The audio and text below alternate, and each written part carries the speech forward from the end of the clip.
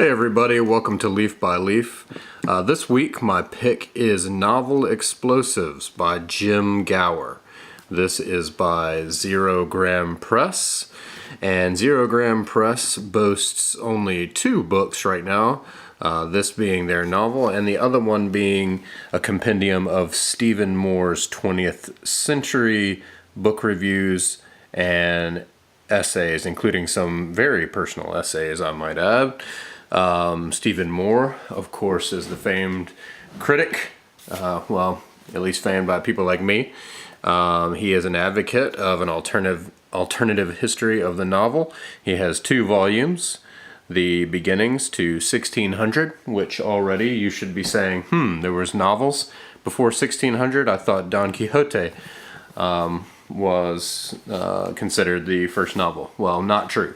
He has a follow-up volume from 1600 to 1800, an alternative history of the novel, and he writes books as big as the ones that he loves to read, which of course he loves to read encyclopedic novels such as William T. Vollmann, Alexander Theroux, etc., etc. And then the one from Zerogram Press is My Back Pages, and this is a real treat for people who love to read.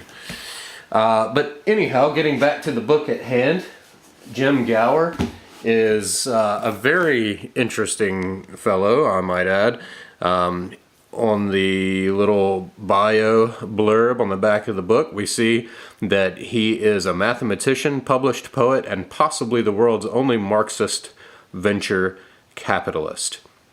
And this is very similar to the protagonist of the book, Alvaro de Campos. There are lots of allusions in this book to Jose Saramago and Fernando de Pessoa, especially, of course, the Book of Disquiet, amongst others. The interesting thing about this book, it takes place in Mexico, as it says here. Late in the week, a man wakes up in Guanajuato, Mexico, with his knowledge intact, but with no sense of who he is or how he came to Guanajuato.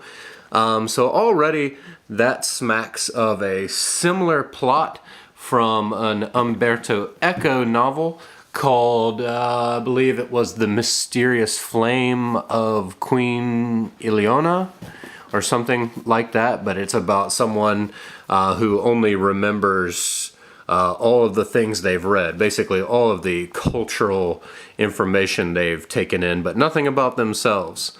As you can see from just some quick glimpses in here, the pages are pretty dense with prose. They remind me of my reading projects with Proust. However, this is a work of almost neurotic attention to detail. Some may call it tedious, but I tend to like tedious. So there's lots of what could be perceived as repetition, as the main character, of course, is suffering from a bit of parameterized amnesia, as it were. And so it can seem like there's a lot of revamping and so on, but really what you're looking at is the use of parallax in a very interesting way to give different perspectives or interpretations of certain events and actions.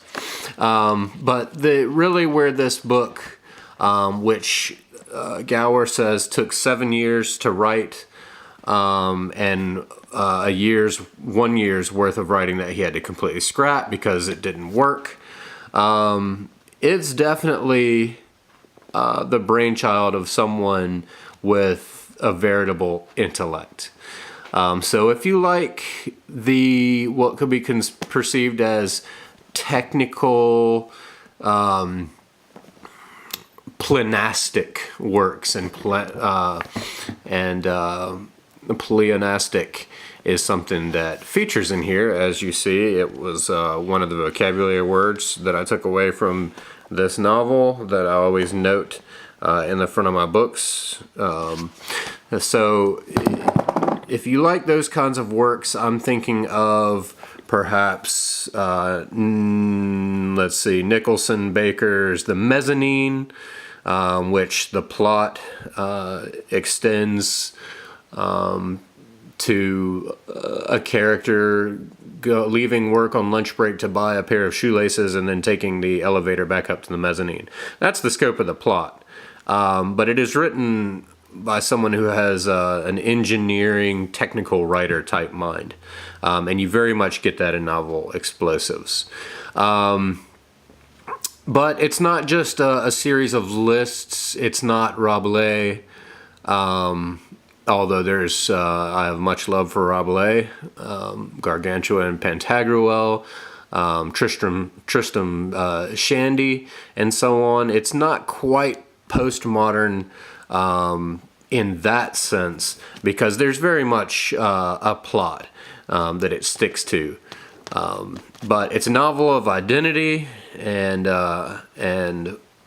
weaponry to an intense degree.